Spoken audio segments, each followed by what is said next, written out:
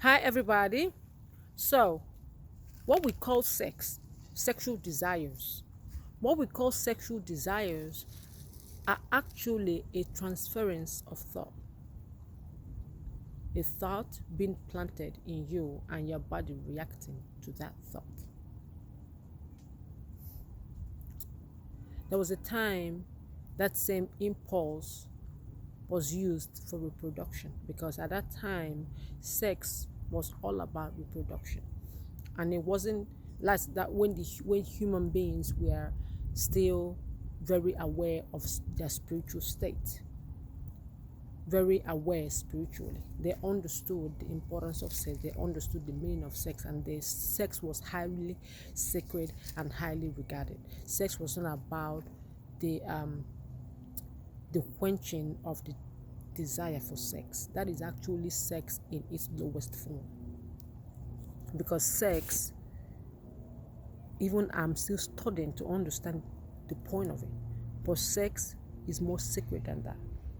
When you feel the impulse to engage in sex, understand that that impulse you feel is a response to a thought. The question is, who planted the thought? Where did that thought come from? Have you ever thought about it? Sometimes a seed is planted in you, or maybe you did something that opened the door and allowed certain things to have access to you. So all they have to do is to trigger, and your body starts to respond immediately. And you're not paying attention. You're not asking yourself, why is my body responding sexually? What am I responding to? Where does that thought come from? I asked the same question one time. How am I sitting here and I'm feeling sexual impulse? I need to know what the fuck is going on. Where is that coming from? And this is what I was told. I was told that it is the dark energies that are still attached to your sexuality that you have not evolved yet. Let me put it another way. There are still dark forces that are attached to my sexual energy that I haven't released myself from yet. Because a lot of aspects of myself are evolving. But you can't evolve what you don't understand. Because you gotta understand that a lot of things that we do out of ignorance. And once you're ignorant and you don't know the why of what you're doing, you can never be truly free from the control, or you can never be truly free of dysfunctionalities in the area that you don't understand. So I have gotten to the point where I am aware.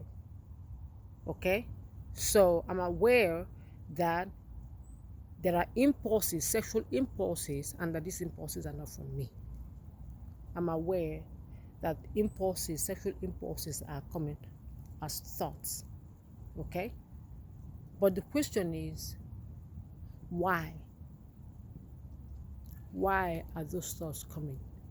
And what are the things sending those thoughts trying to gain? Because you gotta understand that the purpose of your sexuality is not just for pleasure. It is for pleasure, but there's a high cost for it. The reason that we're not aware of that high cost yet is that we're not aware of it. And so we allow our bodies to be used as sexual tools. The only thing that we don't even know what is using our bodies. We're not aware. So I was told that there are dark and lower forces, because of course I have done things in the past, and not just in this life but in the past life, that opened doors, because you don't think that I was born here just because I was born knowing, or born aware of things that I know. No, I've spent lifetimes on the dark side. I've spent lifetimes doing things. I've spent lifetimes in this same path, but on the other side. So I'm at the point where I am cleaning up my karma. Cleaning up my karma. Okay? So certain things that you clean up, and then certain things take time to clean up. Because you've got to first of all understand them. But to understand them, you have to be able to understand them. Because there's no way you can be free from something you don't understand. There's no way. A lot of us allow our bodies to be polluted because we allow outside forces that we're not aware of to trigger our sexuality. And then this also happens when you have somebody who is carrying this negative, or I won't call them negative, but I'll call them lower forces or basal forces, or higher beings, but that are of a negative nature, because they're not working in you light or love, they're using you pretty much. But you have a man who has those energies working in his sexuality, and you were a woman who, has them too, and then the man activates that thing in you, and both of you are actually having sex, but both of you are actually not having sex in your bodies. Both of you are actually providing vehicles for these energies that both of you are carrying to have sex with each other. And so when you are done with this person, the sex is great, the orgasm is powerful, and the orgasm is so powerful that you keep going back to this person who abuses you, hurts you, uses you, right? So this person who hurts you, uses you, abuses you, in your gut, in your gut that this person is something about him. But the sex is so great. The reason why the orgasm is so powerful is because both of you's bodies are being used by entities to enjoy themselves. You gotta be careful. Because somebody said if you watch the movie Matrix, I think it's the second one. I don't know if I think it's the first one or the second one, I can't remember. Where the man was talking about the why.